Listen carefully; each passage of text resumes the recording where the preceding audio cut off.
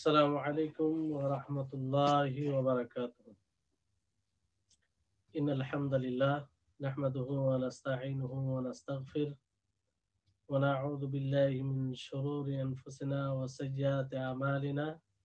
من يهده الله فلا مضل له ومن يضلله فلا هادي له وأشهد أن لا إله إلا الله وحده لا شريك له وأشهد أن محمدا عبده ورسوله أما بعد। সম্মানিত দর্শকবৃন্দ, সর্বপ্রথম সেই মহান সত্তার আমরা প্রশংসা করি, যিনার তৌফিকে আজকের আদ-দাওয়া আল ইসলামিয়া as-সালাফিয়ার পক্ষ থেকে যে 10 দিনের অনলাইন ক্লাস ইমানের নীতিমালা সমূহের ব্যাখ্যা বিশ্লেষণ, এই ক্লাসে উপস্থিত হওয়ার আমাদের সকলকে তৌফিক দিয়েছেন, তাই আমরা সকলে বলি আলহামদুলিল্লাহ। তারপরে আমাদের শেষ নবী করিম মুহাম্মদ মুস্তাফা সাল্লাল্লাহু আলাইহি ওয়াসাল্লাম, ওনার উপরে অসংখ্য শান্তির ধারা বর্ষিত হোক। আল্লাহুম্মা সাল্লি আলাইহি আল্লাহুম্মা বারিক আলাইহি। সম্মানিত দর্শকবৃন্দ, পূর্বের ক্লাসে আমরা জেনেছিলাম যে ঈমান কাকে বলে, ঈমানের সংজ্ঞা কি, এবং ঈমানে বাড়ে কমে বাড়ার দলিল কি এবং কমে যাওয়ার দলিল কি, ঈমানে আমল অন্তর্ভুক্ত আছে কি নেই, এবং আহলে ঈমানদের কি ফজিলত রয়েছে, সে বিষয়ে আমরা গত ক্লাসে জেনেছিলাম। আজকে ইনশাআল্লাহ শেখ মোহাম্মদ ইবনে উসাইমিন রাহিমাহুল্লাহ বই আজকে শুরু হবে। বইটি খুব সুন্দর। এই বইয়ে ঈমানের নীতিমালা সমূহের ব্যাখ্যা বিশ্লেষণ রয়েছে, আরো অনেক কিছু রয়েছে যেগুলো আমরা ইনশাআল্লাহ এই কয়েকটি ক্লাসে জানতে পারবো। তো সর্বপ্রথম আমরা জানার চেষ্টা করি যে এই বইয়ের লেখক শারহ উসুলিল ঈমান, অর্থাৎ ঈমানের নীতিমালা সমূহের ব্যাখ্যা বিশ্লেষণ। এই বইয়ের লেখকের পরিচয় কি অবশ্যই আমাদের জানা দরকার। যার বই দ্বারা আমরা উপকৃত হব তার সম্পর্কে আমাদের জ্ঞান থাকা উচিত এবং তার জন্য দোয়া করা উচিত। তিনার সংক্ষিপ্ত পরিচয় হচ্ছে, তিনার নাম উপনাম হচ্ছে আবু আব্দুল্লাহ, আর উনার নাম হচ্ছে মোহাম্মদ ইবনু সালেহ ইবনু মোহাম্মদ ইবনু উসাইমিন আল-ওয়াহিবি আত-তামিমি এনার পুরো নাম। ইনি উনাইজা শহরে জন্মগ্রহণ করেন। রমজান মাসের 27 রমজানে তিনি জন্মগ্রহণ করেন 1347 হিজরিতে। ইনি ইলমি পরিবেশে এনার লালন পালন হয়। ছোটতেই তিনি কোরআন হিফজ করে ফেলেন এবং ওনার মায়ের পক্ষ থেকে যে দাদা আব্দুর রহমান বিন সুলাইমান আল দামের, ওনার কাছে তিনি বেশ শিক্ষা অর্জন করেছেন এবং বিশেষভাবে কোরআন কারীমের শিক্ষা নিয়েছেন এবং হিফজ করেছেন। ছোট থেকেই তিনি ইলম অর্জন করার প্রতি বিপুল আগ্রহী ছিলেন। অতএব কোরআন হিফজ করার পরে তিনি বিভিন্ন বিষয়ে জ্ঞান অর্জন করেন। আর ইনার মূল শিক্ষক হচ্ছে শেখ আব্দুর রহমান বিন নাসির আস-সাআদি, যিনার তাফসির রয়েছে তাফসির সাআদি বলে জানা যায়। উনি হচ্ছেন ওনার মূল শিক্ষক। ওনার কাছে অনেক কিছু শিক্ষা অর্জন করেন, আকীদা অনেক বিষয় ওনার কাছে জ্ঞান অর্জন করেন। তারপরে ওনার আরেকজন অন্যতম শিক্ষক শেখ ইবনে বাজ রাহিমাহুল্লাহ, ওনার কাছে বেশ ভালো তিনি উপকৃত হন। শেখ মোহাম্মদ ইবনে উসাইমিন রাহিমাহুল্লাহ, তিনি যেমন ইলমে অভিজ্ঞতায় অনেক এগিয়ে ছিলেন, অনুরূপ ভাবে তিনি তাকওয়া, পরহেজগারিতায়, আল্লাহর ভয়ভীতি অবলম্বনে অনেক এগিয়ে ছিলেন এবং তিনি যতটা যেরকম জ্ঞানী ছিলেন ওই রকম আলিমও ছিলেন। আল্লাহ তাবারক ওয়া তাআলা ওনার ব্যক্তিত্বকে গ্রহণ করেছিলেন। ওনার দ্বারা এই উম্মত অনেক উপকৃত হয়েছে।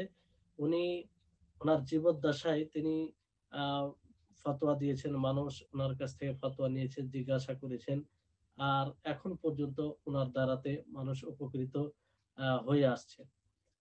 ওনার একটি বিশেষ যেটা বৈশিষ্ট্য, যে সব বিষয়ে যে বিষয়ে তিনি কথা বলতেন তো মনে হতো যে ওই বিষয়ে উনি পারদর্শী। তাফসির নিয়ে ওনার তাফসির যেগুলো রয়েছে, যারা ওনার তাফসির পড়েন তারা জানবেন যে একটি বিরল মানে ওনার ভঙ্গিমা, এত সুন্দরভাবে একটি একটি আয়াতের উপকারিতা বের করেন, সেই আয়াতে কি শিক্ষণীয় বিষয় রয়েছে খুব সুন্দরভাবে, যা অন্য তাফসির অন্য মুফাসসিরের তাফসিরে পাওয়া যায় না।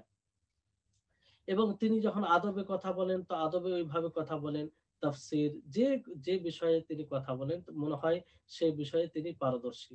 আর সব বিষয়কে তিনি সহজ করে তুলে ধরতেন। মনে হয় উনি যখন তুলে ধরেন তো এরকম মনে হয় যে বিষয়টি অতি সহজ। আর কেনই না হবে না, তিনার শিক্ষক শেখ আব্দুর রহমান বিন নাসির আস-সাআদী তিনিও খুব সহজপন্থী ছিলেন। অর্থাৎ সহজপন্থী বলতে উনি যখন যে বিষয়ে কথা বলতেন তো মনে হতো ওই বিষয়টি কঠিন নয়, কঠিন বিষয়কে উনি সহজ সরল ভাবে উপস্থাপন করতেন।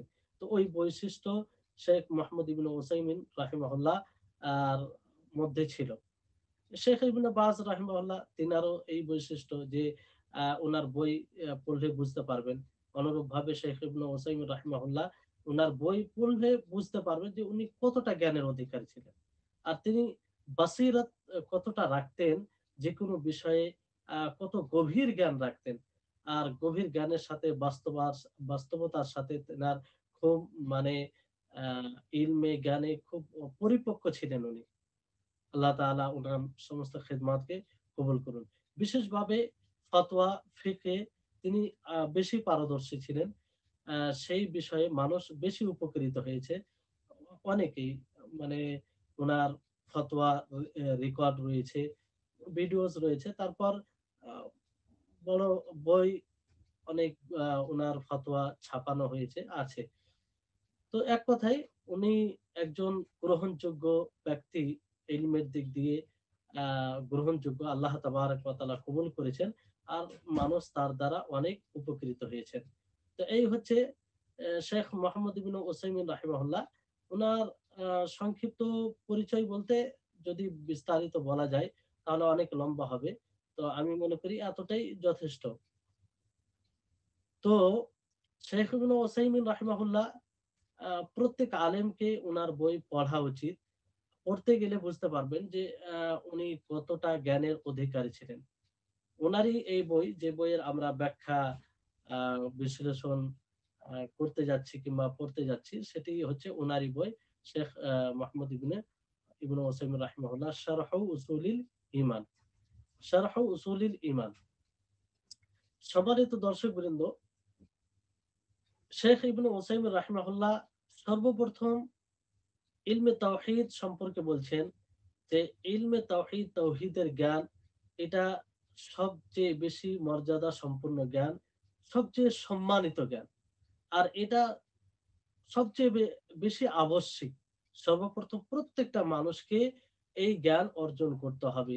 কারণ এর মধ্যে রয়েছে আল্লাহ তাবারক ওয়া তাআলার সম্পর্কে জ্ঞান ও তার আসমা, তার নাম সমূহ এবং তার গুণ রয়েছে সেই সম্পর্কে জ্ঞান, এবং আল্লাহ তাবারক ওয়া তাআলার বান্দার উপরে কি হক রয়েছে, কি অধিকার রয়েছে, সেই জ্ঞান রয়েছে এই তাওহীদের জ্ঞানের মধ্যে।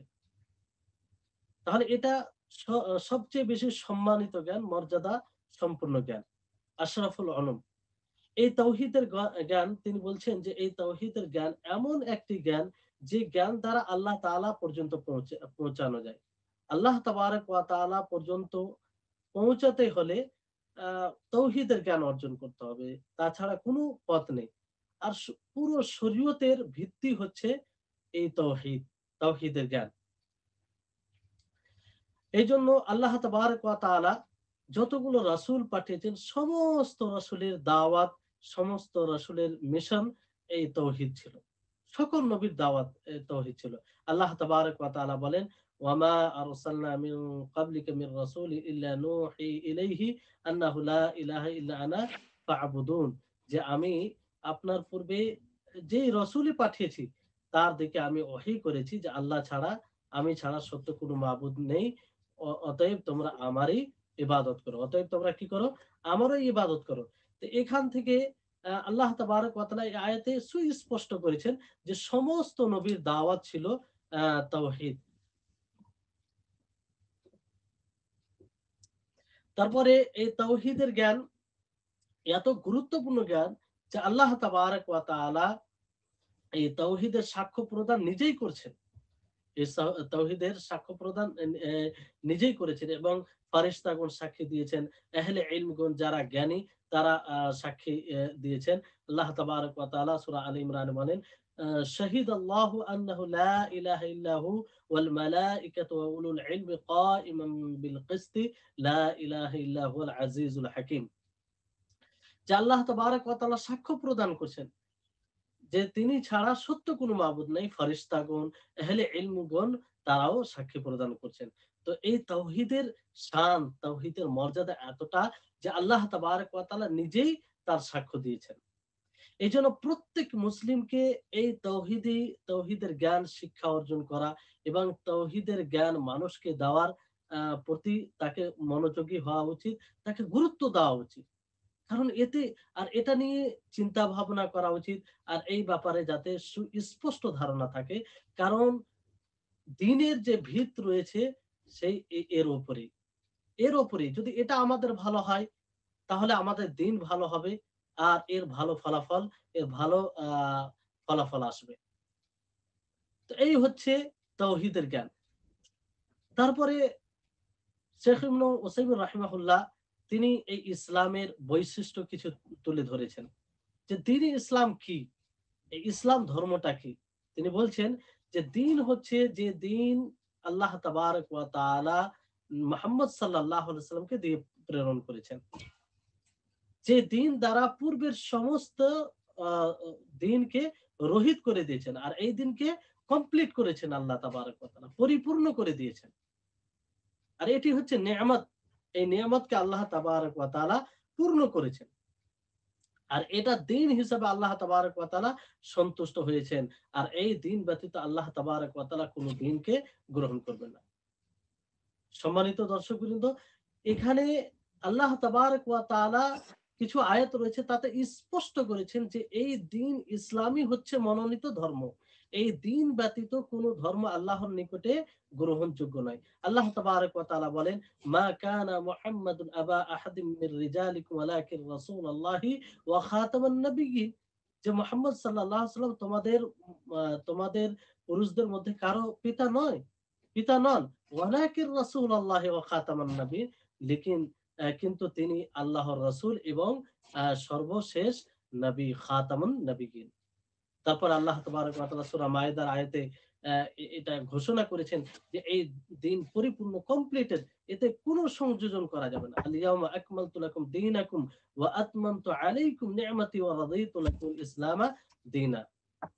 তারপরে আল্লাহ তাবারক ওয়া তাআলা এটা সুস্পষ্ট করেছেন যে ইন্নাদ-দীনা ইনদাল্লাহিল ইসলাম, ইন্নাদ-দীনা ইনদাল্লাহিল ইসলাম, যে আল্লাহর নিকটে মনোনীত ধর্ম হচ্ছে ইসলাম ধর্ম। আর আল্লাহ তাআলা এটাও স্পষ্ট করেছেন যে এই দিন ব্যতীত যদি অন্য কিছু দ্বারা কেউ ইসলাম দিন সন্ধান করে তাহলে সেটা গ্রহণযোগ্য হবে না, সেটা গ্রহণযোগ্য হবে না। আল্লাহ তাবারক ওয়া তাআলা বলেন, ওয়ামান ইয়াবতাগি গায়রাল ইসলামি দীনান ফালাই ইউকবালা মিনহু ওয়া হুয়া ফিল আখিরাতি মিনাল খাসিরিন, যে ইসলাম ব্যতীত কেউ যদি অন্য কোনো দিন সন্ধান করে তাহলে সেটা গ্রহণযোগ্য হবে না আর সে আখেরাতে ক্ষতিগ্রস্তদের মতো হবে। তাহলে এই দিন সম্পর্কে ইবনে উসাইমিন রাহিমাহুল্লাহ এটা সুস্পষ্ট করেছেন এবং আল্লাহ তাবারক ওয়া তাআলা সমস্ত মানব জাতির উপরে, এক মিনিট,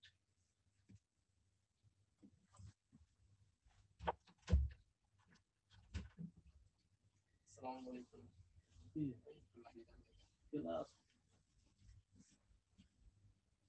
আওয়াজ করবে।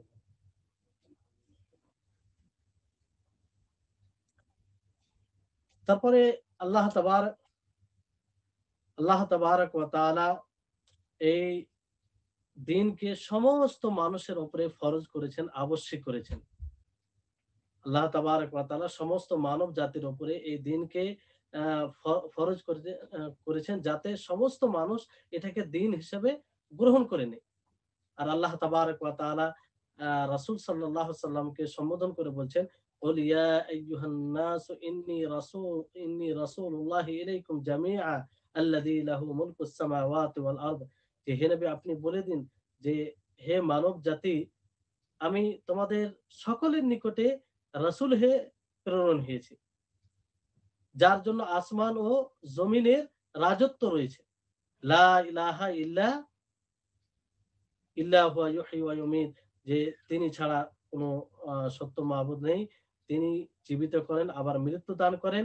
এবং ফাআমিনু বিল্লাহি ওয়া রাসূলিহিন নাবিয়্যিল উম্মি। তারপর আল্লাহ তাবারক ওয়া তাআলা বলছেন, তোমরা আল্লাহর উপরে, তার রাসূলের উপরে ঈমান নিয়ে এসো। তো এখানে আল্লাহ তাবারক ওয়া তাআলা এটা স্পষ্ট করেছেন যে এটা সকলের জন্য দিন, সকলকে এই দিনকে দিন বলে মেনে নিতে হবে। তারপরে হাদিসে এটা স্পষ্ট হয়েছে। এই হচ্ছে দ্বীন ইসলাম, যে দ্বীন ইসলাম সকলের জন্য, যে দ্বীন ইসলামে সবকিছু রয়েছে। তারপরে ঈমান, দ্বীন ইসলাম, ঈমান বলা হয় যে আল্লাহ নবী যা কিছু নিয়ে এসেছেন সেটার সত্যায়ন করা, সত্য বলে মেনে নেওয়া এবং সেটাকে গ্রহণ করা, সেটার উপরে আত্মসমর্পণ করা, সেটাকে নিশ্চিন্তে দ্বিধা হীন সেটা মেনে নেওয়া। আর যতক্ষণ পর্যন্ত আমরা গ্রহণ করব না, ততক্ষণ পর্যন্ত পরিপূর্ণ মুমিন হতে পারি না। যেমন আবু তালেব, সে মেনেছিল, সে সত্য মনে করত, সে তার ধারণা ছিল যে নবী করিম মুহাম্মদ সাল্লাল্লাহু আলাইহি ওয়াসাল্লাম তিনি সত্য নবী, তিনি এক দিন নিয়ে এসেছেন আল্লাহর পক্ষ থেকে। তারপরেও কি সে মুমিন হতে পেরেছে? না।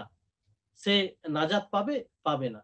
কারণ সে সত্য বলে মনে করেছে, কিন্তু সে গ্রহণ করেনি, সেটিকে গ্রহণ করেনি, তার সামনে নিজেকে আত্মসমর্পণ করেনি শরীয়তের হুকুমের সামনে। তো এই হচ্ছে বিষয়, যে এটাকে আমাদের সকলকে কি করতে হবে, তাসদীক করার সাথে সাথে, সত্যায়ন করার সাথে সাথে তাকে গ্রহণ করতে হবে, তাকে বাস্তবায়ন করতে হবে। সম্মানিত দর্শকবৃন্দ, তারপরে এই দ্বীন ইসলামের আরেকটি বৈশিষ্ট্য উনি বলেছেন যে এই দ্বীন ইসলাম সমস্ত মাসলেহাত, সমস্ত উপকারিতাকে শামিল করে। পূর্বের ধর্মে, পূর্বের দিনে যতগুলো মাসলেহাত ছিল, যতগুলো উপকারিতা ছিল, সবকিছু এর মধ্যে রয়েছে। আর এই দিনে ইসলামের একটা বৈশিষ্ট্য হচ্ছে যে সমস্ত সময়ের জন্য, সকল সময়ের জন্য এবং সব জায়গার জন্য এটা উপযুক্ত, আর সকল উম্মতের জন্য। এমনটা বিষয় নয় যে এই ইসলাম এই উম্মতের জন্য উপযুক্ত আর এই উম্মতের জন্য উপযুক্ত নয়, অমুক জাতির জন্য উপযুক্ত আর অমুক জাতির জন্য উপযুক্ত নয়, তা নয়। এই সময়ের জন্য উপযুক্ত আর অন্য সময়ের জন্য উপযুক্ত নয়, এরকম বিষয় নেই। এই দ্বীন ইসলাম এমন একটি ধর্ম, যে ধর্ম সব সময়ের জন্য এবং সব জায়গার জন্য এটা এটা একটা উপযুক্ত ধর্ম। এই জন্য আল্লাহ তাবারক ওয়া তাআলা রাসূল সাল্লাল্লাহু আলাইহি সাল্লামকে সম্বোধন করে বলছেন, ওয়া আনজালনা ইলাইকাল কিতাবা বিল হাক্কি মুসাদ্দিকাল লিমা বাইনা ইয়াদাইহি মিনাল কিতাবি ওয়া মুহাইমিনান আলাইহি, যে আমি আপনার উপরে কিতাব নাযিল করেছি হকের সাথে, যে যার সত্যায়ন করে কিতাবের, আর সমস্ত কিতাবের এটা বিচারক। তাহলে সমস্ত সব সময়ের কোন সময় এমন নেই যে সময়ের জন্য এটা উপযুক্ত হবে না, এরকম বিষয় নয়। আর সকল জাতির জন্য এটা উপযুক্ত। এই জন্য এই দিনকে আঁকড়ে ধরতে হবে, এই দিনকে আঁকড়ে ধরতে হবে। আর এর মানে এটা নয় যে এই দিন সব সময়ের জন্য উপযুক্ত, সকল জাতির জন্য উপযুক্ত, তার মানে যে সময় অনুযায়ী দিন বানিয়ে নিতে হবে তা নয়। এই দিন একটা প্রতিষ্ঠিত দিন, সেই দিন তাতে কোনো পরিবর্তন করা যাবে না। সেই দিনকে পালন করা যাবে কিয়ামত পর্যন্ত, যে কোনো অবস্থা তৈরি হোক না কেন। আল্লাহ তাবারক ওয়া তাআলা এইভাবে এই দিনকে আ তৈরি করেছেন। তারপরে দ্বীন ইসলামের এটা একটা বৈশিষ্ট্য যে এই দিন ইসলামী হক, সুপ্রতিষ্ঠিত দিন। আর এই দিনকে যেই ব্যক্তি আঁকড়ে ধরে থাকবে, এই দিনের উপরে যে ব্যক্তি অবিচল থাকবে, সেই জয়ী হবে। তার আল্লাহ তাবারক ওয়া তাআলা সহযোগিতা করবেন, সেই জয়ী হবেন, সব জায়গায় প্রাধান্যতা পাবেন। আল্লাহ তাবারক ওয়া তাআলা বলেন, হুয়াল্লাযী আরসালা রাসূলাহু বিল হুদা ওয়া দীনিল হক লিইয়ুযহিরাহু আলা দ্বীনি কুল্লি ওয়ালাউ কারিহাল মুশরিকুন। যে তিনি, যিনি রাসূল পাঠিয়েছেন, প্রেরণ করেছেন হেদায়েতের সাথে, হক দ্বীনের সাথে, যাতে সমস্ত দিনের উপরে তাকে গালিব করে, প্রাধান্যতা দেয়, ওয়ালাউ কারিহাল মুশরিকুন, যদিও মুশরিকরা সেটা অপছন্দ করে। তাহলে এই হচ্ছে বিষয়, যে দ্বীন ইসলাম এমন একটি ধর্ম, এমন একটি দিন, যে দিনের উপরে অবিচল থাকতে গেলে আল্লাহ তাবারক ওয়া তাআলার সহযোগিতা নেমে আসবে। আর যে এই দিনের উপরে অবিচল থাকবে, সেই জয়ী হবে, সেই ব্যক্তি জয়ী হবেন। তারপরে আল্লাহ তাবারক ওয়া তাআলা তিনি বলেন যে যারা এই দিনকে পালন করবে, তাদেরকে আল্লাহ তাবারক ওয়া তাআলা প্রতিনিধিত্ব দান করবে, তারাই হুকুমত করবে, তারাই তাদেরই দাপট থাকবে। আল্লাহ তাবারক ওয়া তাআলা বলেন, ওয়া'আদাল্লাহু আল্লাযীনা আমানু মিনকুম ওয়া আমিলুস সালিহাতি লা ইস্তাখলিফান্নাহুম ফিল আরদি কামা ইস্তাখলাফাল লাযীনা মিন ক্বাবলিহিম ওয়া লা ইউমাক্কিনান্না লাহুম দীনাহুম আল্লাযী ইরতাদা লাহুম ওয়া লা ইউবাদদিলান্নাহুম মিন বা'দি খাওফিহিম আমনা ইয়া'বুদুনানি লা ইউশরিকুনা বি শাইআ ওয়া মান কাফারা বা'দা যালিকা ফাউলাইকা হুমুল ফাসিকুন। এই আয়াতে আল্লাহ তাআলা সুস্পষ্ট করেছেন, ওয়াদা করেছেন, প্রতিজ্ঞা করেছেন যে যারা সৎ কর্ম করবে, ঈমান আনবে, তাদেরকে আল্লাহ তাআলা জমিনে প্রতিনিধিত্ব দান করবে, যেমন ভাবে পূর্বেদেরকে আল্লাহ তাআলা দান করেছেন। তারাই প্রতিষ্ঠিত হবে এবং তাদের ভয়, নিরাপত্তায় পরিবর্তন হবে। শর্ত হচ্ছে তারা যেন আল্লাহর ইবাদত করে, তার সাথে কাউকে শরীক না করে। আর যদি কেউ শরীক করে, কেউ কুফরি করে, তা আহ আহ তো তাহলে তারা ফাসিক। ওমান কাফারা বা'দা যালিকা, এরপরেও যারা অস্বীকার করবে, ফাউলাইকা হুমুল ফাসিকুন, এরাই হবে ফাসিক।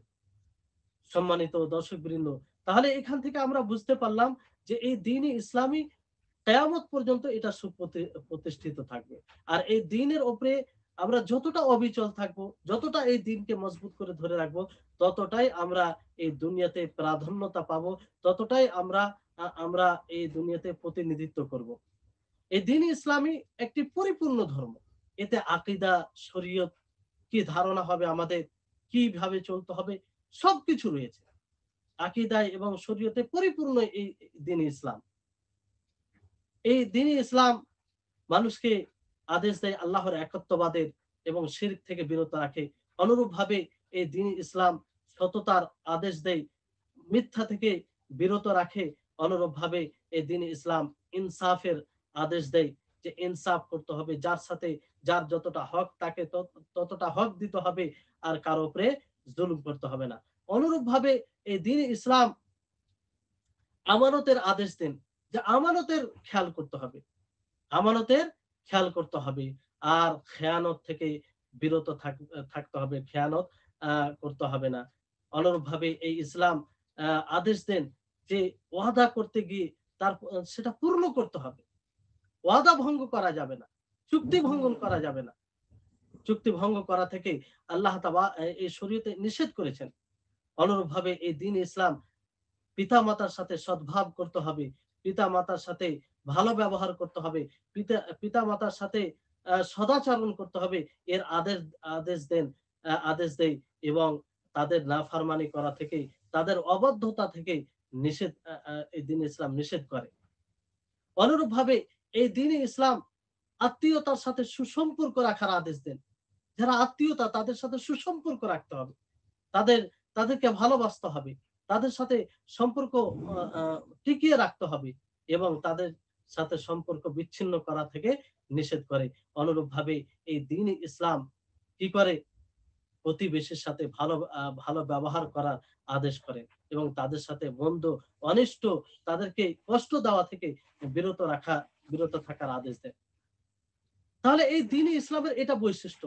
এবার চিন্তা করুন, যদি দ্বীন ইসলামের এতগুলো আদেশ, যেগুলো মৌলিক, যেগুলো মানবতার জন্য জরুরি, একটা শান্তি সুশৃঙ্খল সমাজের জন্য, পাড়ার জন্য, গ্রামের জন্য, এলাকার জন্য, এগুলোই দরকার। আর এইগুলো সবকিছুর এই দ্বীন-ই ইসলামের আদেশ দিয়ে থাকে। তাহলে এই দ্বীন-ই ইসলাম একটি কত সুন্দর ধর্ম, যেটা সকলের নিকটে প্রিয়, যে মানবতাকে পছন্দ করে তার নিকটে প্রিয়। তারপরে শেখ মুহাম্মদ ইবনে উসাইমিন রাহিমাহুল্লাহ তিনি একটি এর সারাংশ বলেছেন যে ইসলাম প্রত্যেক ওই উত্তম চরিত্রের আদেশ দেন, যেটাই উত্তম চরিত্রের দিক দিশা দেখাবে তারই এই ইসলাম আদেশ দেন। আর প্রত্যেক ওই কুচরিত্র, যেগুলো খারাপ ব্যবহার, যে ব্যবহার দ্বারা মানুষ কষ্ট পাবে, যে কোনো সৃষ্টি কষ্ট পেতে পারে, সেই থেকে এই ইসলাম নিষেধ করেছেন। তাহলে এটা ইসলামের, এই দ্বীন ইসলামের সারাংশ, এটা বৈশিষ্ট্য। এবং প্রত্যেক সৎ কর্মের এই দ্বীন ইসলাম আদেশ করেন এবং অসৎ কর্ম থেকে নিষেধ করেন। আল্লাহ তাবারক ওয়া তাআলা বলেন, ইন্নাল্লাহা ইয়া'মুরু বিল আদলি ওয়াল ইহসান ওয়া ইতাই যিল কুরবা ওয়া ইয়ানহা আনিল ফাহশাই ওয়াল মুনকার ওয়াল বাগই ইয়াঈদুকুম লাআল্লাকুম তাযাক্কারুন। যে আল্লাহ তাবারক ওয়া তাআলা ইনসাফের আদেশ দেন, ইহসান করার এবং আত্মীয় স্বজনকে দেওয়ার এবং অশ্লীল কাজ থেকে, মুনকার কাজ থেকে নিষেধ করেন, জুলুম করা থেকে। আর তাদেরকে তোমাদেরকে এই আল্লাহ তাবারক ওয়া তাআলা নসিহত করেন, ওয়াজ করেন, যাতে শিক্ষা গ্রহণ করে অথবা উপদেশ গ্রহণ করে। সম্মানিত দর্শকবৃন্দ, তাহলে এই হচ্ছে দ্বীন-ই ইসলাম। এই দ্বীন-ই ইসলামের বৈশিষ্ট্য এটা। এবার আসুন যে এতক্ষণ ইবনে উসাইমিন রাহিমাহুল্লাহ তিনি দ্বীন-ই ইসলামের বৈশিষ্ট্য বললেন। তারপরে তিনি এখান থেকে শুরু করছেন যে আরকানে ইসলাম, ইসলামের রুকুন সমূহ, ইসলামের স্তম্ভ। আরকানে ইসলাম, রুকুনের বহুবচন আরকান। রুকুন মানে স্তম্ভ, যার উপরে কোনো জিনিস টিকে থাকে। আরকানুল ইসলাম মানে ইসলামের রুকুন, অর্থাৎ ইসলাম এই রুকুনগুলির উপরে টিকে আছে, নির্ভর করে আছে,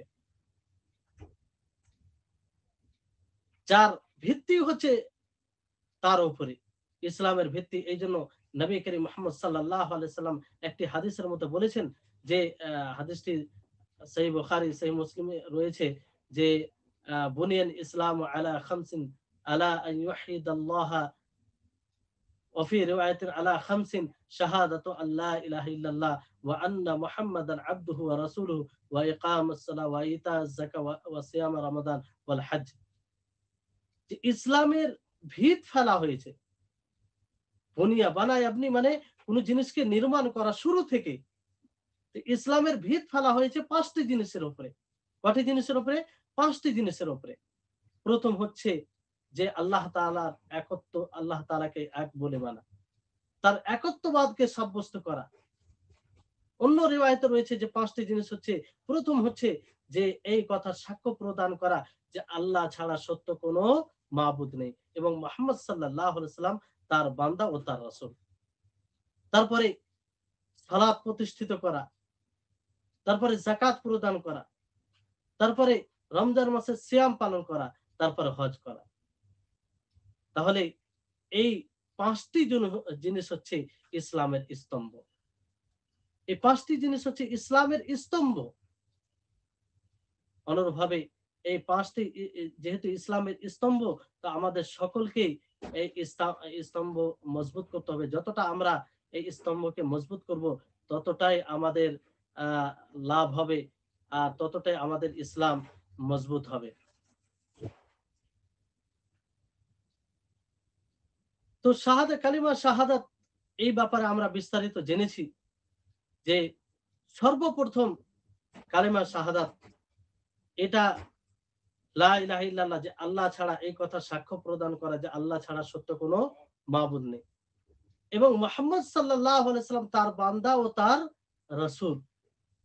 এটা দৃঢ় এই আকীদা থাকতে হবে, এটা জিহবা দ্বারা উচ্চারিত করতে হবে, স্বীকার করতে হবে এবং হৃদয় দ্বারা এটা মেনে নিতে হবে। এই ব্যাপারে আলোচনা হয়েছে, আপনারা সকলেই আশা করি বুঝতে পেরেছেন। এখানে যে কালেমা শাহাদাত, দুটি বিষয় এখানে যদি আমরা কালেমায়ে শাহাদাতকে পাঠ করি এবং মেনে নিই, তাহলে আমাদের ইবাদতে দুটি জিনিস সদা সর্বদা থাকা উচিত। বাস্তবে যদি আমরা এই কালেমাকে বুঝে থাকি, কালেমায়ে শাহাদাত, কালেমা রিসালাত, যে আশহাদু আল্লা ইলাহা ইল্লাল্লাহ, আমি সাক্ষ্য প্রদান করছি যে আল্লাহ ছাড়া সত্য কোনো মাবুদ নাই। এখান থেকে এটা স্পষ্ট হয় যে সকল বাতিল মাবুদ তাদেরকে প্রত্যাখ্যান করতে হবে, আর ইবাদত একমাত্র মহান আল্লাহ তাবারক ওয়া তাআলার জন্যই করতে হবে। তার মানে ইখলাসের সাথে ইবাদত করতে হবে। আমার আপনার ইবাদতের মাঝে যদি ইখলাস না থাকে, তাহলে সে আমল গ্রহণযোগ্য হবে না। এই জন্য ওলামায়ে কেরাম কোরআন হাদিসের ভিত্তিতে বলেছেন যে আমল গ্রহণের শর্ত হচ্ছে দুটি জিনিস, একটি হচ্ছে ইখলাস, আর একটি হচ্ছে নবী করিম মুহাম্মদ সাল্লাল্লাহু আলাইহি সাল্লামের পদ্ধতির অনুসরণ। তাহলে এই দুটি বিষয় থাকতেই হবে আমাদের ইবাদতে। প্রথম বাক্য থেকে যে আশহাদু আল্লা ইলাহা ইল্লাল্লাহ, এখান থেকে এটা প্রতীয়মান হয় যে আমাদেরকে ইখলাসের সাথে ইবাদত করতে হবে, নিছক আল্লাহর জন্য ইবাদত করতে হবে। এর সাথে যদি আমরা কাউকে শরীক করে নিই, তাহলে সেই ইবাদত গ্রহণযোগ্য হবে না। এবং ওয়া আশহাদু আন্না মুহাম্মাদান আবদুহু ওয়া রাসূলুহু, এখান থেকে এটা প্রতীয়মান হয় যে আমাদেরকে ইবাদত করতে হবে তার পদ্ধতি অনুযায়ী। তিনি যেভাবে ইবাদত করতে বলেছেন, যেভাবে ইবাদত করিয়ে দেখিয়েছেন, সেভাবে আমাদেরকে ইবাদত করতে হবে, নচেত সেই ইবাদত গ্রহণযোগ্য হবে না। সম্মানিত উপস্থিতিগণ, এবং আপনাদের সকলকে এই বিষয়টি ভালো করে বুঝতে হবে, কারণ আমাদের সমস্ত ইবাদত এর উপরে নির্ভর করে, এর উপরেই নির্ভর করে। আশহাদু আন্না মুহাম্মাদান আবদুহু ওয়া রাসূলুহু, যে আমি সাক্ষ্য প্রদান করছি যে মুহাম্মদ সাল্লাল্লাহু আলাইহি সাল্লাম আল্লাহর বান্দা ও তার রাসূল। আল্লাহ তাবারক ওয়া তাআলা দ্বীনকে নাজিল করেছেন, সেই দ্বীন আমাদের পর্যন্ত পৌঁছেছেন নবী করিম মুহাম্মদ সাল্লাল্লাহু আলাইহি সাল্লাম। অতএব তিনি ভালো করে জানেন যে এই দ্বীনকে কিভাবে নিজের জীবনে বাস্তবায়ন করতে হবে। এইজন্য তিনি বাস্তবায়ন করে দেখিয়েছেন। অতএব তার নিয়মকে, তার পদ্ধতিকে এড়িয়ে আল্লাহর দ্বীনকে বাস্তবায়ন করা, এটা মূর্খামি ছাড়া কিছু নয়।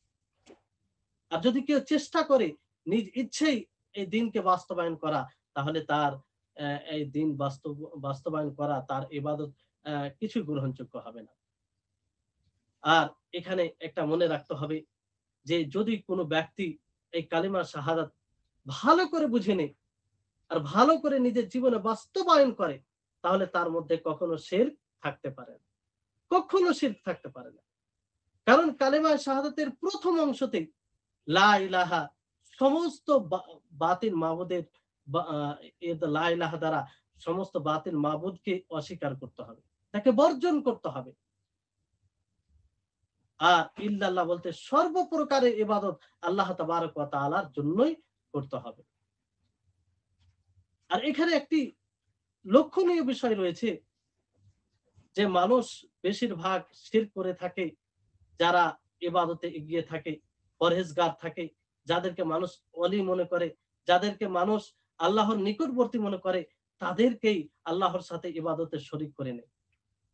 আর সেটারই এখানে নফি করা হয়েছে। যদি এই মাখলুকের মধ্যে সর্বোত্তম ব্যক্তি হয়, তাহলে মুহাম্মদ সাল্লাল্লাহু আলাইহি সাল্লাম, তিনার চেয়ে উত্তম ব্যক্তি দুনিয়াতে মাখলুকের মধ্যে কোনো ব্যক্তি উত্তম নয়, কেউ উত্তম নয়। তাহলে তার ব্যাপারে আমরা কালিমায়ে শাহাদাতে পাঠ করি যে আশহাদু আল্লা ইলাহা ইল্লাল্লাহ ওয়া আশহাদু আন্না মুহাম্মাদান আবদুহু ওয়া রাসূলুহু, যে আমি সাক্ষ্য প্রদান করছি মুহাম্মদ সাল্লাল্লাহু আলাইহি সাল্লাম তার বান্দা ও তার রাসূল। কে? যে তার বান্দা ও তার রাসূল। যে মাখলুকের মধ্যে সর্বোত্তম, যিনি সাইয়্যিদুল আম্বিয়া, আম্বিয়াদের সর্দার, যিনি আফজালুল আম্বিয়া, সর্বোত্তম নবী, যিনাকে সবচেয়ে বেশি সম্মানিত করা হয়েছে, তার ব্যাপারে আমরা সাক্ষ্য প্রদান প্রথমেই করে থাকি যে আশহাদু আন্না মুহাম্মাদান আবদুহু ওয়া রাসূলুহু, যে তিনি আল্লাহর বান্দা ও তার রাসূল। এই বান্দা, আল্লাহর বান্দা, এই থেকে এটা প্রতীয়মান হয় যে নবী করিম মুহাম্মদ সাল্লাল্লাহু আলাইহি সাল্লামের মধ্যে রুবুবিয়তের কোনো বৈশিষ্ট্য নেই। আল্লাহ নবী করিম মুহাম্মদ সাল্লাল্লাহু আলাইহি সাল্লাম একজন বান্দা, অন্য মানুষের মতো আল্লাহর বান্দা, কিন্তু আল্লাহ তাআলা তাকে সম্মানিত করেছেন, তাকে নবুয়ত দিয়েছেন, তাকে বড় দায়িত্ব দিয়েছেন। তিনি দ্বীনের বার্তা মানুষের কাছে পৌঁছে দিয়েছেন। এই দায়িত্ব আল্লাহ তাবারক ওয়া তাআলা নবী করিম মুহাম্মদ সাল্লাল্লাহু আলাইহি সাল্লামকে দিয়েছিলেন, যেটা সবচেয়ে বড় দায়িত্ব, মহান দায়িত্ব। তাহলে তার কি করে ইবাদত করা যায়? সে কি করে মাবুদ হতে পারে? যে আল্লাহর বান্দা হবে, সে কি করে মাবুদ হতে পারে? তার কি করে ইবাদত করা যায়? ইবাদত তো তারই করা যায় যে যার সাথে কেউ শরিক নেই, যার কোনো সমতুল্য নেই, যে সব দিক দিয়ে এগিয়ে থাকে। আর মুহাম্মদ সাল্লাল্লাহু আলাইহি সাল্লাম তিনি তো আল্লাহর বান্দা, যেটা আমরা কালিমা শাহাদাত পাঠ করতে গিয়ে স্বীকার করে থাকি যে আশহাদু আন্না মুহাম্মাদান আবদুহু ওয়া রাসূলুহু, যে আমি সাক্ষ্য প্রদান করছি যে মুহাম্মদ সাল্লাল্লাহু আলাইহি সাল্লাম তিনার বান্দা ও তিনার রাসূল। তাহলে এই কালিমাকে, এই বাক্যকে যদি আমরা ভালো করে বুঝি, বুঝার পরে স্বীকার করি, তা আমাদের মাঝে কখনো শিরক আসতে পারে না। তো মুহাম্মদ সাল্লাল্লাহু আলাইহি সাল্লামকে আল্লাহর সাথে ইবাদতে শরীক করা যায় না, তো অন্য কাউকে কিভাবে করা যেতে পারে? আর এটাকে লক্ষ্য করে উম্মতের মাঝে শিরকের আবির্ভাব ঘটেছে। যেমন নূহ আলাইহিস সালামের কওমে দেখেন যে তারা প্রথমে শিরক করত না, কিন্তু শয়তান তাদের মধ্যে ওয়াসওয়াসা দিল, কুমন্ত্রণা দিল যে তোমাদের পূর্বে যারা সৎ লোক ছিল, যারা সৎ বান্দা ছিল, যারা পরেজগার ছিল, তাদের তোমরা স্ট্যাচু বানাও, তাদের তোমরা একটা স্মরণীয় কিছু বানাও, যাতে তোমরা তাদেরকে দেখে স্মরণ করে ইবাদতে তোমরা একটু আগ্রহী হও, তোমরা বেশি বেশি করে ইবাদত করতে পারো। এই জন্য তারা বিশেষ করে যে কথা আল্লাহ তাআলা বলেছেন সূরা নূহ সম্ভবত, যে তারা ৫টি লোককে তাদের নামে ওয়াদ, সুওয়া, ইয়াগুস, এদের নামে ৫টি স্ট্যাচু তৈরি করলো। তারা তৈরি করেছিল সৎ উদ্দেশ্যে, তখন কিছু হয়নি। কিন্তু যখন যারা তৈরি করেছিল তারা যখন মারা গেল, শয়তান তারপরে লোকদের হৃদয়ে এটা কুমন্ত্রণা দিল যে এরা ছিল সৎ বান্দা, এরা ছিল ভালো মানুষ, অতএব তোমরা এরই ইবাদত করো, এরা তোমাদের পক্ষ হয়ে সুপারিশ করবে। তখন তারা তারই ইবাদত করতে আরম্ভ করলো। সম্মানিত দর্শকবৃন্দ, তাহলে এখান থেকে ভাবতে হবে যে তারা যদি এই কালেমা অর্থাৎ কালেমা তাওহীদকে বুঝতো, তারা কি এটা করতো? আজকে যে বর্তমান সময়ে অনেক মুসলিম হয়ে যারা নিজেকে মুসলিমের দাবি করে, নিজেকে বলে মুসলিম, তারা শিরক করে, কবর পূজা করে, কবরে গিয়ে মাথা নত করে। এটা কি করে হতে পারে? কোন পীরকে লক্ষ্য করে, কোন কাউকে ওলি মনে করে। অথচ আমরা কালেমা শাহাদাতে বলে থাকি যে আশহাদু আন্না মুহাম্মাদান আবদুহু ওয়া রাসূলুহু, আমি সাক্ষ্য প্রদান করছি যে মুহাম্মদ সাল্লাল্লাহু আলাইহি ওয়াসাল্লাম আল্লাহর বান্দা। যদি আল্লাহর বান্দা হয়ে থাকে, তাহলে তার কি করে তার ইবাদত করা যায় না, তো অন্য মানুষের কি করে ইবাদত করা যায়? তারপরে দ্বিতীয় বিষয় হচ্ছে যে আশহাদু আন্না মুহাম্মাদান আবদুহু ওয়া রাসূলুহু, তিনাকে রাসূলের জায়গায় রাখতে হবে, তিনার সম্মান করতে হবে।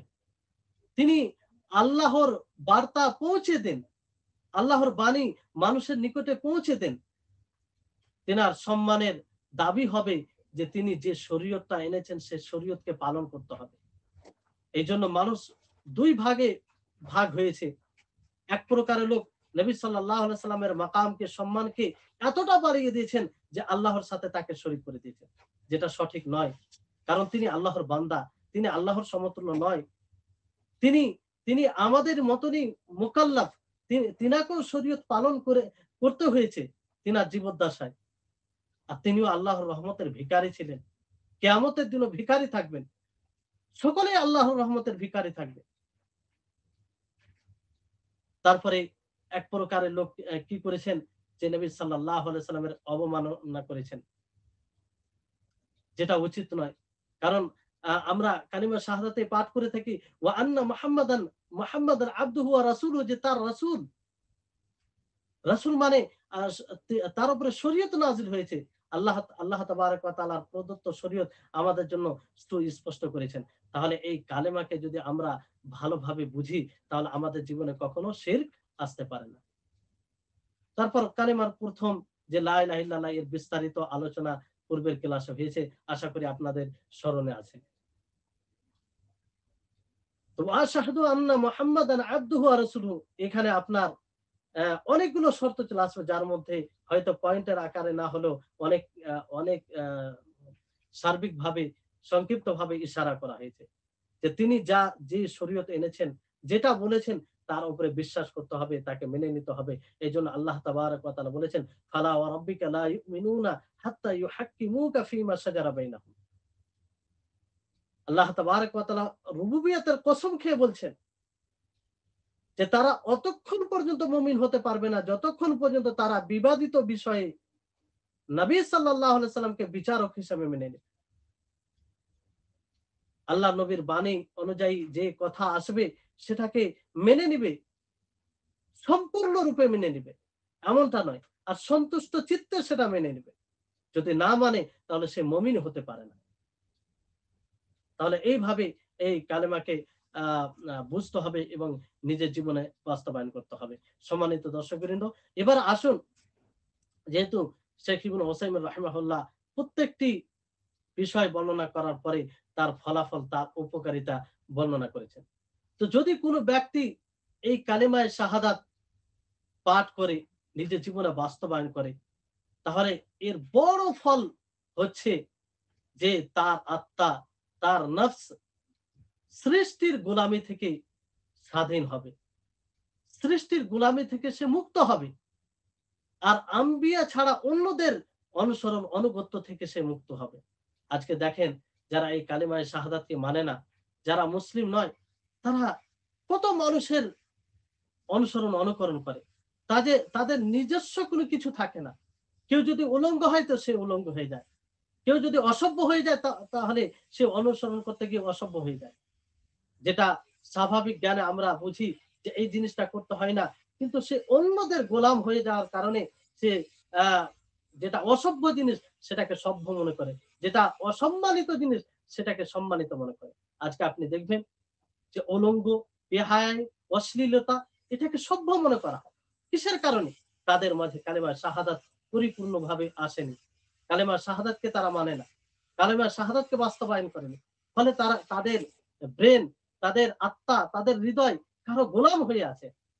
যারা কালেমায়ে শাহাদাতকে পাঠ করে এবং কালেমায়ে শাহাদাতকে নিজের জীবনে বাস্তবায়ন করে, তারা কখনো কারো গোলাম থাকে না। তাদের তাদের নিজস্ব অস্তিত্ব থাকে, তাদের নিজস্ব রীতি কালচার থাকে, সেটা নিয়েই তারা গর্বিত থাকে, তারা অন্যর দিকে তাকায় না। তো সবচেয়ে বড় ফলাফল হলো কালেমায়ে শাহাদাতকে মেনে নেওয়া। যে যে ব্যক্তি এই কালেমা শাহাদাতকে মেনে নেবে, পাঠ করবে, নিজের জীবনে বাস্তবায়ন করবে, তার হৃদয়, তার আত্মা অন্যের গোলামি থেকে মুক্তি পাবে এবং অন্যদের অনুসরণ, আম্বিয়া ছাড়া অন্যদের অনুসরণ করা থেকে দূরে থাকবে। তাহলে এত বড় এর উপকারিতা কালেমায়ে শাহাদাতের।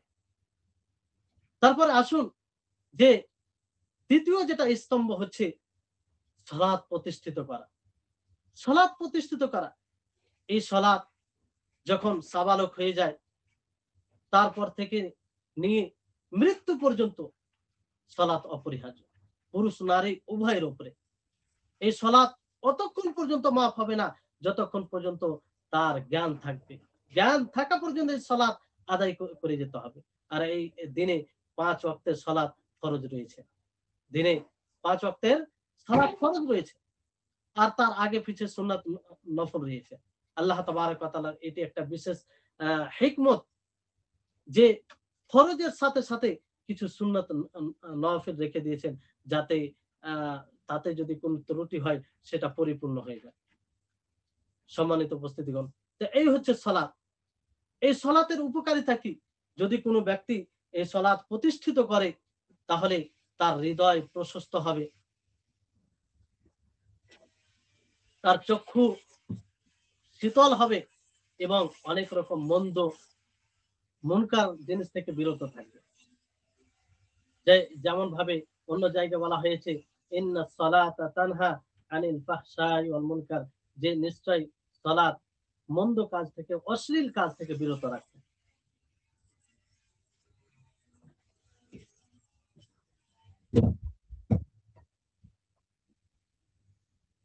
তাহলে এই সালাতের এই উপকারিতা যে সালাত প্রতিষ্ঠিত করলে কি হবে, যে মন্দ কাজ থেকে, অশ্লীল কাজ থেকে বিরত থাকবে। তারপরে দ্বিতীয় যেটা ইসলামের রুকন, ইসলামের স্তম্ভ, সেটা হচ্ছে আল্লাহ তাবারক ওয়া তাআলার ইবাদত করা। মাল, উপযুক্ত মাল হয়ে গেলে, নেশাব পর্যন্ত মাল যদি পৌঁছে যায়, তাহলে সেই মালের যাকাত বের করা নির্ধারিত সময়ে। এটি একটা গুরুত্বপূর্ণ স্তম্ভ। এর ফলাফল হচ্ছে যে এই যাকাত দিতে গিয়ে, এই যাকাত পালন করতে গিয়ে আত্মা একটা কুচরিত্রে যে একটা দিক রয়েছে, কৃপণতা, সেই কৃপণতা থেকে মুক্তি পায়। এই জন্য দেখবেন যারা রীতিমতো নিয়মিত যাকাত বের করে, যাকাত নিজের মাল থেকে যাকাত বের করে, তাদের মধ্যে কৃপণতা থাকে না। যেখানে তাদের প্রয়োজন পড়ে খরচ করার, সেখানে খরচ করে, দুনিয়াবী দিক দিয়ে এবং দিনের দিক দিয়ে। দুনিয়াবী বিষয়ে এবং দিনী বিষয়ে উভয় দিকে তারা মানে কৃপণতা প্রকাশ করে না। তারা উদার চিত্তে খরচ করে থাকে, যেখানে খরচ করার প্রয়োজন পড়ে সেখানে খরচ করে থাকে। এবং মুসলিমদের প্রয়োজনে তারাই কাজে আসে। অনেক সময় ইসলামের জন্য এই মালের, অর্থের প্রয়োজন পড়ে, খরচের প্রয়োজন পড়ে, সেখানে তারা এগিয়ে আসে, কারণ তাদের খরচ করে তাদের একটা অভ্যাস থাকে। অথচ যাকাতের পয়সা যদি দেখি, তাহলে খুব একটা বেশি নয়, সামান্য অংশ আল্লাহ তাআলা ফরজ করেছেন। যে সেই নেশাব পর্যন্ত পৌঁছে গেলে, যেমন বলা হয়েছে যে যদি টাকা পয়সার যাকাত বের করে, তাহলে উত্তম সকলের মাসলেহাত যাতে রয়েছে, যে সে চাঁদি হিসাবে দেখবে 595 গ্রাম চাঁদি, তার মূল্য কতটা, সেই মূল্য অনুযায়ী, সেই অনুপাতে যদি তার কাছে টাকা থাকে আর সেটা 1 বছর থেকে যায়, তাহলে সেখান থেকে মাত্র 2.5% বের করবে, 2.5% বের করবে। এটা কতটুকু টাকা? সামান্য টাকা।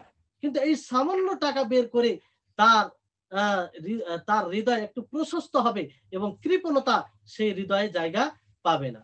সে সব বিষয়ে প্রশস্ত হবে। তাহলে এই হচ্ছে যাকাত আদায় করে যাকাতের এটা লাভ, উপকারিতা। এর অনেকগুলো লাভ রয়েছে। কিন্তু মূল যেটা উপকারিতা, মূল ফলাফল, সেটা শেখ ইবনে উসাইমিন রাহিমাহুল্লাহ উল্লেখ করেছেন। তারপরে রমজান মাসের সিয়াম পালন করা। রমজান মাসের সিয়াম পালন করা, যে সেই ফজর থেকে নিয়ে সূর্য অস্ত হওয়া পর্যন্ত যেগুলো জিনিস খেয়ে কিংবা করে সম ভঙ্গ হয়ে যায়, সেগুলো থেকে বিরত থাকা, সেগুলো থেকে বিরত থাকা। আর এর ফলাফল হচ্ছে যে মানুষ আল্লাহ তাবারক ওয়া তাআলার সন্তুষ্টি লাভের উদ্দেশ্যে নিজের প্রিয় জিনিসকে ত্যাগ করে। এতে সে অনুশীলন করে, নিজের আত্মাকে অভ্যস্ত করে যে আল্লাহর সন্তুষ্টি আমার নিকটে সবচেয়ে বড় বিষয়। আল্লাহকে খুশি করা, আল্লাহর সন্তুষ্টি লাভ করে আমার নিকটে সবচেয়ে বড় বিষয়।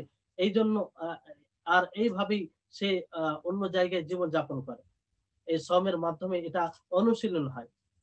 কারণ অনেক সময় অনেক জিনিস অনেক খাবার রয়েছে যেটা কারো নিকটে প্রিয় হয়, তার ইচ্ছা জাগে, তারপরেও খায় না। কেন খায় না? যেহেতু সে শ্রম রেখেছে, আর এই শ্রম রাখা অবস্থায় খাওয়া যাবে না। তারপরে আরেকটি যেটা গুরুত্বপূর্ণ স্তম্ভ, রুকুন, সেটা হচ্ছে হজ করা। এটা বিশেষ সময়ে হজের যেগুলো বিধান রয়েছে সেগুলো পালন করা হয় আপনার আল্লাহ তাবারক ওয়া তাআলার ইবাদতের উদ্দেশ্যে, বাইতুল্লাহ জিয়ারত করা হয়।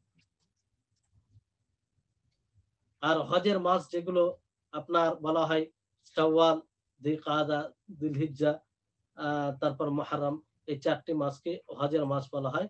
আর মূল এই হজের বিধান পালন করা হয় আপনার যিলহিজ্জা মাসে। তাহলে এর উপকারিতা কি?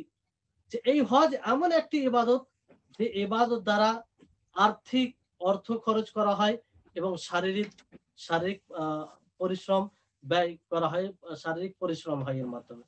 এই জন্য এই হজকে জেহাদ বলা হয়েছে। এই হজকে কি বলা হয়েছে? জেহাদ বলা হয়েছে। এর ফলাফল অনেক রয়েছে। যে যে ব্যক্তি হজ পালন করে সে এক প্রকারে পরিচয় দেয় যে আল্লাহ তাবারক ওয়া তাআলার বিধানকে পালন করতে গিয়ে, এই ইসলামকে টিকিয়ে রাখতে গিয়ে, নিজের ঈমানকে টিকিয়ে রাখতে গিয়ে, নিজের অর্থের যদি প্রয়োজন পড়ে, তার খরচের প্রয়োজন পড়ে, তাহলে সে খরচ করার জন্য প্রস্তুত। কারণ হজ করতে গিয়ে অনেক বড় অঙ্কের অর্থ ব্যয় হয়। আর সে দিনকে প্রাধান্য দেয়, সেখানে নিজের অর্থকে প্রাধান্য দেয় না। তারপরে আপনার আহ এই এই স্তম্ভ পালন করতে গিয়ে আপনার গুনাহ থেকে মুক্ত হয়ে যায়, একটি নতুন জীবন আল্লাহর কাছে পায়। যেমন হাদিসে বলা হয়েছে যে কোনো ব্যক্তি যদি হজ করে, তার হজ গ্রহণযোগ্য হয়, হজ্জে মাবরুর হয়, তাহলে সে হজ করে যখন ফিরে আসে যেন একটি নবজাত শিশু নিষ্পাপ হয়ে জন্ম নেয়, অনুরূপভাবে একজন হাজি হজ করে সে নিষ্পাপ হয়ে যায়। তাহলে এই হচ্ছে হজের উপকারিতা। তো এই যে পাঁচটি হচ্ছে ইসলামের স্তম্ভ। প্রথমে কি? যে কালেমা শাহাদাত পাঠ করা। তারপরে এর বিস্তারিত আলোচনা, এই আলোচনায় কিছু ইঙ্গিত করা হয়েছে এবং পূর্বের কালেমায়ে তাওহীদ এর শর্তসমূহ বিস্তারিতভাবে আলোচনা করা হয়েছে। তারপরে সালাত প্রতিষ্ঠিত করা, তারপরে যাকাত প্রদান করা, তারপরে রমজান মাসে সিয়াম পালন করা, তারপরে হজ করা। তো এই পাঁচটি হচ্ছে ইসলামের স্তম্ভ। তো যদি আমাদেরকে ইসলাম মজবুত রাখতে হয়, সঠিক ইসলাম আমরা সঠিক ইসলামে থাকতে চাই, তাহলে এই পাঁচটি জিনিস যেন আমাদের ঠিক থাকে।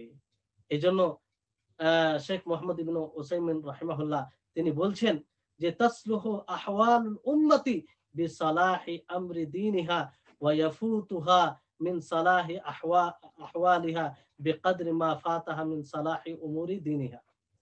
যে উম্মতের অবস্থা সংশোধন হবে, সঠিক হবে তার দিন সঠিক হওয়ার সাথে। আর তার উম্মতের অবস্থা অতটাই খারাপ হবে যতটা তার দিন খারাপ হবে। এই জন্য আমাদের সকলকে ভাবতে হবে, আমরা যদি নিজের অবস্থাকে ভালো করতে চাই, নিজের উম্মতের অবস্থাকে ভালো করতে চাই, আমরা দুনিয়াতে ভালো থাকতে চাই, তাহলে আমাদের এই ইসলামকে ভালো করতে হবে। এই ইসলামের যে পাঁচটি স্তম্ভ রয়েছে সেটাকে সঠিকভাবে পালন করতে হবে। তাহলে এটা একটা নীতি, সুন্দর একটা নিয়ম নীতি। ইবনে উসাইমিন রাহিমাহুল্লাহ এটা স্পষ্ট করেছেন। যদি আমরা নিজের দুনিয়াকে ভালো করতে চাই, নিজের অবস্থাকে ভালো করতে চাই, নিজে ভালো থাকতে চাই, তাহলে আমাদের সর্বপ্রথম দ্বীনকে ভালো করতে হবে। দ্বীনকে যতটা ভালো করব, ততটাই আমাদের অবস্থা ভালো হবে, ততটাই আমরা ভালো থাকব। সম্মানিত দর্শকবৃন্দ, তাহলে এই হচ্ছে বিষয় যে আমরা যদি প্রকৃত রূপে দুনিয়া ও আখিরাত দুটোই ভালো রাখতে চাই, তো এর মূল বিষয় হবে যে আমরা দিন ভালো রাখবো, তাহলে দুটোই ভালো থাকবে। এজন্য আল্লাহ তাবারক ওয়া তাআলা সূরা আরাফে এটা স্পষ্ট করেছেন যে ওয়ালাউ আন্না আহলাল কুরা আমানু ওয়াত্তাকাউ লাফাতাহনা আলাইহিম বারাকাতিম মিনাস সামাই ওয়াল আরদ। যে যদি সেই জনপদ ঈমান নিয়ে আসে এবং তাকওয়া অবলম্বন করে, আল্লাহকে ভয় করে, তো তাদের জন্য আসমান ও জমিনের বরকতের দরজা উন্মুক্ত করে দেওয়া হবে। ওয়ালাকিন কাযযাবু ফাআখাযনাহুম বিমা কানু ইয়াকসিবুন। কিন্তু তারা মিথ্যা আরোপ করেছিল, ফলে তাদেরকে আমি পাকড়াও করেছিলাম তাদের কর্মের কারণে। আফা আমিনা আহলুল কুরা আইয়াতিয়াহুম আইয়াতিয়াহুম বা'সুনা বায়াতান ওয়া হুম নাইমুন। তারা কি নিরাপত্তা মনে করে, সেই জনপদ তারা কি নিরাপত্তা মনে করে যে তাদের নিকটে আমার শাস্তি রাত্রে তাদের ঘুমানো অবস্থায় আসবে না? তো আল্লাহ তাবারক ওয়া তাআলা এই আয়াতে এটা স্পষ্ট করেছেন যে আহ বরকত বরকত এবং শান্তি এতেই রয়েছে যে আমরা আল্লাহর উপরে সঠিকভাবে ঈমান নিয়ে আসবো এবং দ্বীনকে সঠিক করব। তাহলে আমরা শান্তিতে থাকবো এবং আল্লাহর আযাব থেকে আমরা বেঁচে থাকবো। আর যদি আমরা আল্লাহর আযাব থেকে নিজেকে নিরাপত্তা মনে করি, যে এটা বড় গুনার কাজ হবে আর এটা আমাদেরকে বড় ধোঁকায় ফেলবে। এইজন্য আমাদের সদা সর্বদা এই দিকে গুরুত্ব দিতে হবে, কিংবা সবসময় চিন্তা করতে হবে যে আমাদের দিনের অবস্থাটা কতটুকু সঠিক রয়েছে। দিনের অবস্থা যদি খারাপ থাকে, দিনকে যদি আমরা ঠিক না করতে পারি, তাহলে আমরা কোনোদিন নিজের অবস্থাকে ঠিক করতে পারি না। এইজন্য দিন যতটা আমরা ঠিক করব, ততটাই আমাদের আ দুনিয়া, আমাদের নিজের অবস্থা ভালো হবে। তারপরে ইবনে উসাইমিন রাহিমাহুল্লাহ এরপর থেকে আলোচনা শুরু করেছেন যে ঈমানের রুকন সমূহের ব্যাপারে। ইনশাআল্লাহ আগামী ক্লাসে ঈমানের রুকন সমূহের ব্যাপারে আলোচনা হবে। তার আগে একটি বিষয় শেষে বলে আজকের ক্লাস শেষ হবে। যেহেতু আমরা ঈমান সম্পর্কে আলোচনা শুনেছি, ইসলাম সম্পর্কে শুনলাম। তো এই ইসলাম ও ঈমানের মধ্যে পার্থক্যটা কি? ইসলাম কাকে বলে ও ঈমান কাকে বলে? আমরা ঈমান কাকে বলে এটা জেনেছি। ইসলাম কাকে বলে এটাও জেনেছি।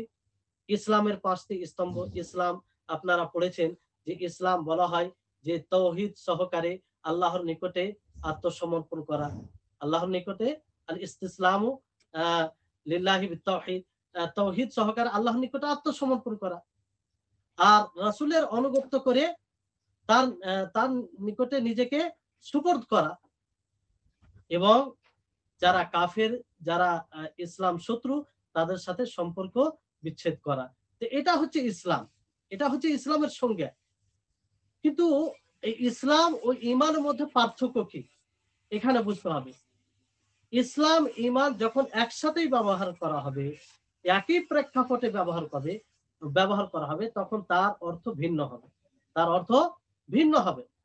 যেমন হাদিসে জিবরিল আলাইহিস সালাম নবী করিম মুহাম্মদ সাল্লাল্লাহু আলাইহি ওয়াসাল্লামকে জিজ্ঞাসা করেন যে মাল ইসলাম? ইসলাম কি? তো নবী করিম মুহাম্মদ সাল্লাল্লাহু আলাইহি ওয়াসাল্লাম বললেন যে ইসলাম হচ্ছে আল ইসলাম আন তাশহাদা আল্লা ইলাহা ইল্লাল্লাহ ওয়া আন্না মুহাম্মাদান আবদুহু আ আবদুহু ওয়া রাসূলুহু ওয়া ইকামাস সালাহ ওয়া ইতাইজ যাকাত। এইভাবে ইসলামের সংজ্ঞা দিলেন। যে ইসলাম বলা হয় যে এই কথার সাক্ষ্য প্রদান করা যে আল্লাহ ছাড়া কোনো সত্য মাবুদ নেই এবং মুহাম্মদ সাল্লাল্লাহু আলাইহি ওয়াসাল্লাম তার বান্দা ও তার রাসূল, সালাত প্রতিষ্ঠিত করা, যাকাত প্রদান করা, রমজান মাসে সিয়াম পালন করা এবং হজ করা। এটা হচ্ছে ইসলাম। তারপরে জিবরিল আলাইহিস সালাম ঈমান সম্পর্কে জিজ্ঞাসা করলেন যে মাল ঈমান? ঈমান কাকে বলে? আখবিরনি আনিল ঈমান। তো নবী করিম মুহাম্মদ সাল্লাল্লাহু আলাইহি ওয়াসাল্লাম ঈমানের সংজ্ঞা দিলেন যে আল ঈমানু আন তুমিনা বিল্লাহি ওয়া মালাইকাতিহি ওয়া কুতুবিহি ওয়া রুসুলিহি ওয়া বিল ইয়াউমিল আখিরি ওয়া বিল কদরি খাইরি ওয়া শাররিহি। যে ঈমান হলো যে আল্লাহর উপরে ঈমান নিয়ে আসা, তার ফেরেশতাগণের প্রতি ঈমান নিয়ে আসা, তার রাসূলগণের প্রতি ঈমান নিয়ে আসা, তার আসমানি গ্রন্থ সমূহের প্রতি ঈমান নিয়ে আসা, ইয়াউমে আখিরাত শেষ দিবসের প্রতি ঈমান নিয়ে আসা এবং ভালো মন্দ ভাগ্যের প্রতি ঈমান নিয়ে আসা। তাহলে একই প্রেক্ষাপটে নবী সাল্লাল্লাহু আলাইহি সাল্লামকে ঈমান ও ইসলাম সম্পর্কে জিজ্ঞাসা করা হলো, তো দুটি ভিন্ন ভিন্ন বিষয় বললেন। অর্থাৎ ঈমানের সংজ্ঞা দিতে গিয়ে তিনি আভ্যন্তরীণ আমল বললেন। যেমন আল্লাহর উপরে ঈমান নিয়ে আসা, তার রাসূলগণের প্রতি, তার ফেরেশতাগণের প্রতি, কিতাবসমূহের প্রতি, আখিরাতের প্রতি, ভালো-মন্দ ভাগ্যের প্রতি। তো এটা হচ্ছে আভ্যন্তরীণ বিষয়। আভ্যন্তরীণ যে বিষয়গুলো আমরা দৃষ্টিতে দেখি না। আর ইসলামের সংজ্ঞা দিতে গিয়ে নবী করিম মুহাম্মদ সাল্লাল্লাহু আলাইহি ওয়াসাল্লাম সেই আমলগুলোর কথা বললেন যেটা বাহ্যিক, যেটা প্রকাশ্য আমল। সেটা যেমন সালাত প্রতিষ্ঠিত করা। কি করা? সালাত প্রতিষ্ঠিত করা, যাকাত প্রদান করা, রমজান মাসে সিয়াম পালন করা, হজ পালন করা। এগুলো প্রকাশ্য আমল। শাহাদাত কালিমা শাহাদাত পাঠ করা, এটা প্রকাশ্য আমল। তাহলে যখন একসাথে ব্যবহার করা হবে, দুটোর অর্থ আলাদা হবে। অর্থাৎ ইসলামের অর্থ হবে একসাথে ব্যবহার করলে ইসলামের অর্থ হবে প্রকাশ্য আমল, আর ঈমানের অর্থ হবে আভ্যন্তরীণ আমল, যেগুলো হৃদয়ের আমল, সেটাকে বলা হবে। যদি আলাদা আলাদা ভাবে ভিন্ন ভিন্ন প্রেক্ষাপটে ব্যবহার করা হয়, তাহলে তার অর্থ আলাদা হবে না।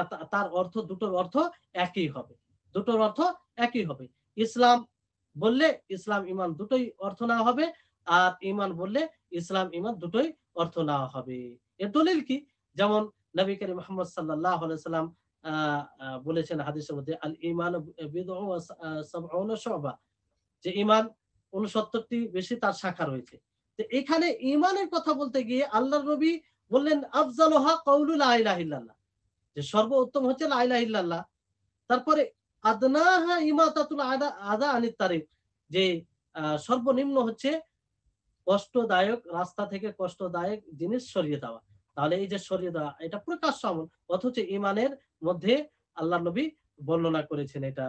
তাহলে এ থেকে বোঝা যাচ্ছে যখন আলাদা আলাদা বলা হবে ভিন্ন ভিন্ন প্রেক্ষাপটে, তখন ইমান বলতে গেলে ইসলাম ইমান দুটোই বুঝাবে। আর যদি ইসলাম বলা যায় তো ইমানও বুঝাবে, দুটোর অর্থ একই। এই জন্য এই ব্যাপারে নীতি বলা হয় যে ইদাজতামাআ ইফতারাকা, যখন দুটি শব্দ একসাথে একত্রিত হয়ে যাবে তখন তার দুটোর অর্থ ভিন্ন হবে। ওয়াইদাফতারাকা ইজতামা, আর ভিন্ন ভিন্ন জায়গায় যখন বর্ণনা করা হবে তখন তাদের অর্থ মিলে যাবে, একই অর্থ হবে। এই হচ্ছে ইমান ইসলাম। শেখুল ইসলাম ইবনে তাইমিয়া রাহিমাহুল্লাহ এর সঙ্গে এটা দিয়েছেন। তো আজকের হচ্ছে ক্লাস, আশা করি আপনারা বুঝতে পেরেছেন। আজকের ক্লাসে আমরা জানলাম সংক্ষিপ্ত ভাবে ইবনে উসাইমিন রাহিমাহুল্লাহর পরিচয়, সংক্ষিপ্ত অতি সংক্ষিপ্ত ভাবে বলা হয়েছে। তারপরে তিনি প্রথমে আকীদা তাওহীদের জ্ঞান সম্পর্কে বলেছেন যে এটা সবচেয়ে সম্মানিত জ্ঞান, আর এই জ্ঞান দ্বারা আমরা আল্লাহর নিকটে পৌঁছতে পারি, আল্লাহর নৈকট্য লাভ করতে পারি। তারপরে তিনি ইসলামের বৈশিষ্ট্য কিছু তুলে ধরেছেন, যেটা বাস্তব আমরা বুঝতে পারবো ভালোভাবে দেখলে।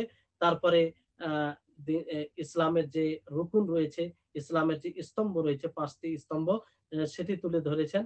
আর তারপরে আপনাদের সামনে আহ, তার প্রত্যেকটা রুকুনের ফলাফল কি, তার সামারাত কি, সেটা ইবনে উসাইমিন রাহিমাহুল্লাহ উল্লেখ করেছেন, আর সেটা আপনাদেরকে বলা হলো। তারপরে আপনাদের সামনে তুলে ধরা হলো যে ঈমান ও ইসলামের মধ্যে পার্থক্য কি, ঈমান ইসলাম যদি একসাথে ব্যবহার করা হয় তাহলে তার অর্থ কি হবে, আর ঈমান ইসলাম যদি ভিন্ন ভিন্ন প্রেক্ষাপটে ব্যবহার করা হয় তার অর্থ কি হবে। আশা করি আপনারা বুঝতে পেরেছেন। আল্লাহ তাবারক ওয়া তাআলার নিকটে দোয়া করব, আল্লাহ যেন আমাদের সকলকে এই ঈমানের ঈমান ইসলাম এই দুটি বিষয়কে বুঝার এবং সেই মতো আমাদেরকে জীবন যাপন করার তৌফিক দান করেন। ওয়া আখিরু দাওয়ানা আলহামদুলিল্লাহি রাব্বিল আলামিন। আসসালামু আলাইকুম ওয়া রাহমাতুল্লাহি ওয়া বারাকাতুহু।